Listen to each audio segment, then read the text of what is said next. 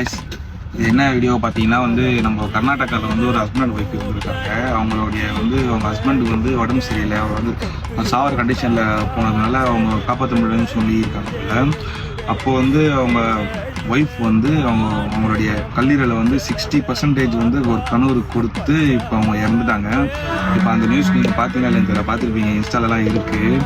So இதில் நான் என்ன சொல்ல வரேன் அப்படின்னா, நம்மளுக்கு ஃப்ரெண்ட்ஸ் இருக்கலாம், சொந்த பந்தம் இருக்கலாம், யார் வேணா இருக்கட்டும்ங்க. ஆனால் மனைவி தான் நம்மளுக்கு கடைசி வரைக்கும் இருப்பாங்கன்றத ஃபஸ்ட் தான் இந்த வீடியோ போட்டிருக்கேன். ஏன்னா எனக்கு கூட ஒரு தடவை பார்த்தீங்கன்னா ஆக்சிடென்ட் ஆகிடுச்சு. அப்போ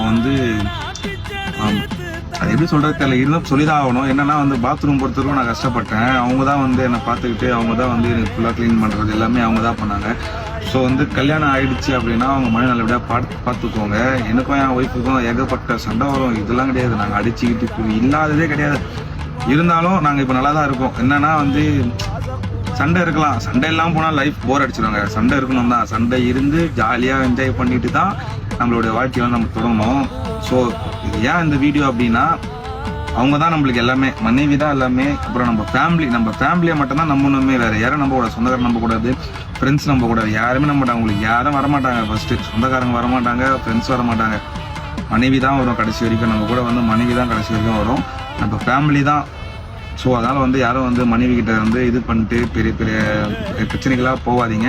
என்ன சண்டை ஆனாலும் சரி, அந்த நேரத்துக்குள்ளேயே சமாதானம் ஆகிட்டது நல்லது.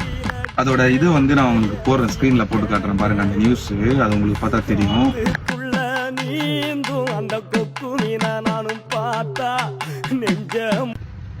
அது என் ஒய்ஃபுக்கு நான் சென்ட் பண்ணேன். இந்த மாதிரி கொடுத்துருக்காங்க போலமா அப்படின்ட்டு நான் உங்களுக்கு சென்ட் பண்ணியிருக்கேன். அவங்க ஃபோன் போட்டு கேட்போம், அது என்ன ரியாக்ஷன் தராங்கன்றது பார்க்கலாமா?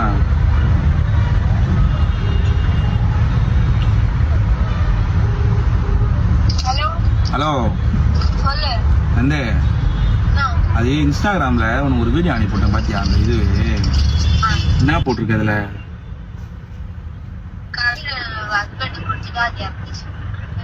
எனக்கு குடுப்பியா அந்த மாதிரி?